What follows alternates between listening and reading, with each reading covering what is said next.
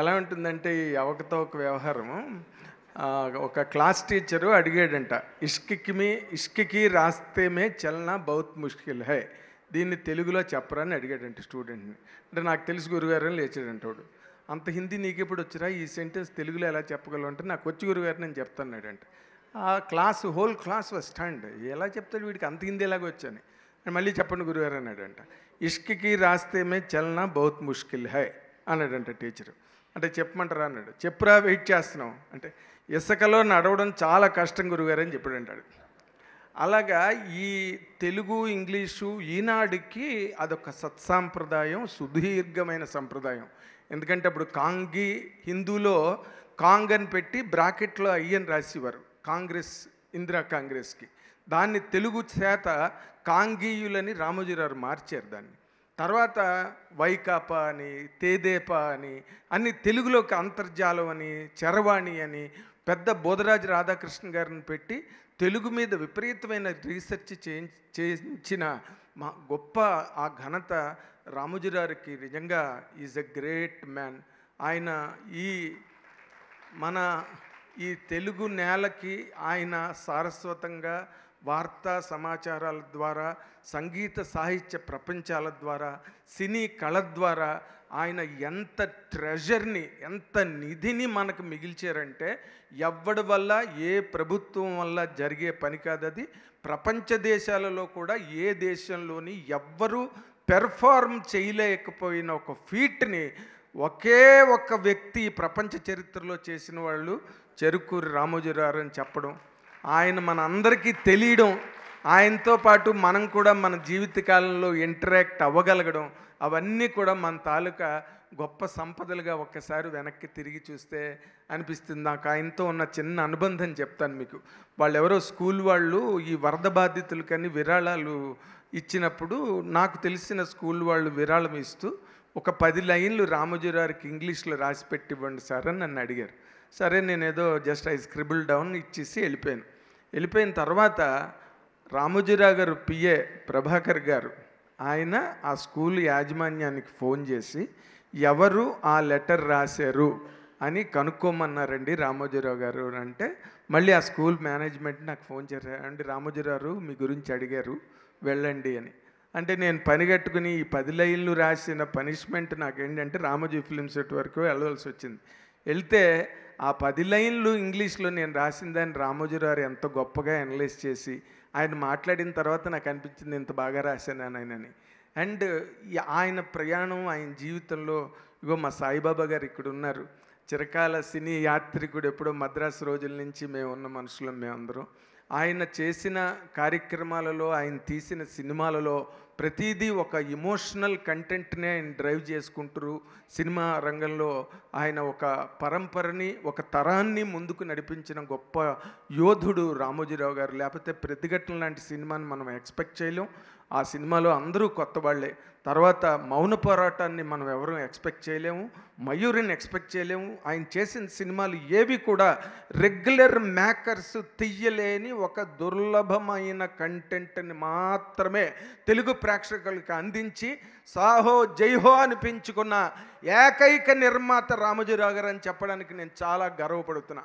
అయితే ఈ తరానికి మళ్ళీ రామోజీరావు, బాపినేడు గారు, మా గురుతుల్యుడు మిక్కిలినేని జగదీష్ బాబు గారు చచ్చిపోయే లోకాలు ఉన్నారు. ఆయనకి ఈటీవీలో నేను పనిచేయలేదు, కానీ ఈటీవీ నాది అని చెప్పుకునేంత గొప్ప సాన్నిహిత్యం నాకు ఈటీవీతో మొదటి రోజుల నుంచి ఉంది. ఎందుకంటే మిక్కిలినేని జగదీష్ బాబు గారు మెడ్రాస్ నుంచి హైదరాబాద్ వచ్చి ఈటీవీకి ప్రోగ్రాములు చేస్తున్న రోజుల్లో ఆయనకి చేదోడు వాదోడుగా ఉండు యాక్టర్లందరినీ ఆయనకి ఈటీవీకి వచ్చేటట్టుగా నేను ప్లాన్ చేసి, because I was ruling roost as a PRO those days అన్ని వర్క్లు చేశాను. ఈటీవీ వేటూరు సుందరరామూర్తి గారు మీకు చేసిన జుమ్మందినాదం ప్రోగ్రామ్ని నేనే మొదలెట్టాను, నేనే కంప్లీట్ చేశాను. ఆల్ ఇండియాలో అందరినీ ఇళయరాజా దగ్గర నుంచి, ఏఆర్ రెహమాన్ దగ్గర నుంచి, మణిరత్నం గారి దగ్గర నుంచి అందరినీ నేను ఇంటర్వ్యూలు చేసిన ఆ గొప్ప అనుభూతి నాకు ఈటీవీతో ఉంది. అయితే ఇక్కడ ఏంటంటే ఏ గూటి పలుకు, ఏ గూటి చిలక ఆ గూటి పలుకే పలుకుతుంది అన్నట్టుగా ఈ రోజున నితిన్ అండ్ సాయి కృష్ణ వాళ్ళిద్దరూ మాత్రం ఈ రోజున పెద్దవాళ్ళు సాయిబాబా గారు లాంటి వాళ్ళు వెనకాతల ఉండి నడిపించడానికి వాళ్ళు ఉన్నప్పటికీ నడిపించే తీరులో పరిగెత్తగలిగే ఒక సమర్థత, ఒక ఎనర్జీ గనక లేకపోతే ఏ మేనేజ్మెంటు ఏ ప్రాజెక్ట్ని ముందుకు తీసుకెళ్ళలేదు. దానికి నేను నితిన్ని అండ్ అతని ఎనర్జీసు, సాయికృష్ణ తాలూకు ఎక్యుమెన్ అవన్నీ నేను అబ్జర్వ్ చేస్తూ ఉన్నాను. వీరాంజనేయులు విహారయాత్ర సినిమాకి నరేష్ని కలుద్దామని వెళ్ళి ఒక 10 నిమిషాలు చూసి దొబ్బేద్దాంలే, ఎవడో చూడకపోతే వెనకాతల నుంచి అనుకుని కూర్చున్నా. I was completely locked. ఆ సినిమా కంప్లీట్ అయ్యే వరకు నేను బయటికి రాలేపాను. ఏది వీరాంజనేయులు విహారయాత్ర. మొన్న కానిస్టేబుల్ కనకం చూసా. నేను అది కూడా అలాగే I was undergoing A terrific schedule in the night. మన్నాడు మార్నింగ్ నేను ఎయిర్పోర్ట్కి వెళ్ళి మెడ్రాస్ వెళ్ళాల్సిన పని ఉంది. నితిన్ వాళ్ళు పిలిచారు కదా అని వాళ్ళ మీద అభిమానం కొద్దీ ఒక 5 నిమిషాలు కూర్చుందామని వెళ్తే, ఇగో మా ప్రశాంత్ను ఈ సురేష్ బొబ్బిలి పరమ దుర్మార్గులు బయటికి రానివ్వలేదు. తాళాలు లేవు కానీ కుర్చీలకు మమ్మల్ని కట్టేసినట్టుగా అయిపోయి ఆ సినిమాని. వర్షాబలమ్మ, హ్యాట్స్ ఆఫ్ రియల్లీ. ఎందుకంటే మీ జనరేషను నిజంగా Suresh Bobbili what a grand RR. అసలు అద్దరిపోయింది థియేటర్. నిజంగా గూస్ బంప్స్ ఒక్కొక్క సీను. అండ్ ప్రశాంత్ డైరెక్టరు ఎంత అద్భుతంగా చేశాడో నిజంగా. అంటే ఈ రోజున మనకు తెలుసు, ఆనాడు సినిమా ఇండస్ట్రీలో వేషాలు లేకపోతే అలాగ ఆకలి దప్పులతో చచ్చిపోయేవారు మెడ్రాస్లో.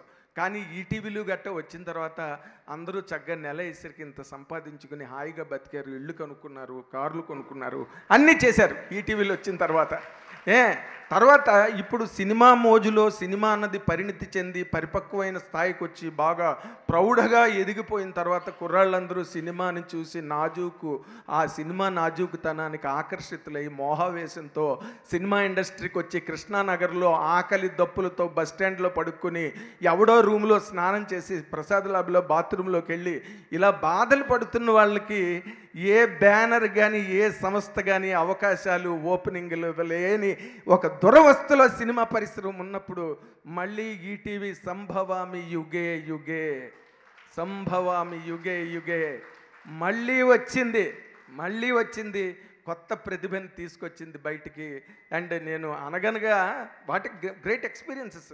నేను మన అతను ఎవరు శైలేష్ కొలను ఆఫీస్కి ఒకసారి కలవడం కోసం వెళ్తే చాలా సీరియస్గా పెద్ద సౌండ్ వస్తుంది లోపల నుంచి. ఏం తీస్తున్నాడో, ఏదో వీళ్ళకి ఇంగ్లీష్ సినిమాలు చూడడం అలవాటు కదా, ఏదో చూస్తున్నాడు అనుకుని లోపలికి వెళ్ళేసరికి ఏం చూస్తున్నావు అని అడిగితే, అనగనగా చూస్తున్నాను సార్, అదిరిపోయింది అసలు. ఏం చేశాడు సార్ సుమంత్ అన్నాడు. సిగ్గుపడ్డాను, మనం చూడలేదు కదా అని తప్పించాను డిస్కషన్. తప్పించి ఇంకేదో టాపిక్లో పట్టుకెళ్ళిపోయి ఇంటికి వెళ్ళి అనగనగా చూసా. వాట్ ఏ కంటెంట్ అంటే రోడ్ల మీద తిరిగి స్ట్రేగా స్కాటర్ అయిపోతున్న టాలెంట్ని అంతటిని తీసుకొచ్చి దానికి రూపాన్ని ఇచ్చి చిత్రకల్పనని ప్రవేశపెట్టి వాళ్ళు కూడా ఇగో పందెం కోళ్ళులాగా సినిమా ఇండస్ట్రీలోకి వదులుతున్నారే ఈటీవీ వాళ్ళు. Hats off. And I specially again congratulate Nithin and Sai Krishna. God bless you. శతమానం భవతి. మీలాంటి వాళ్ళు గనక బాగా చేయగలిగితే ఇంకా బోల్డ్ టాలెంట్ బయటకు వచ్చేది ఉన్నది, వస్తుంది. Thank you very much.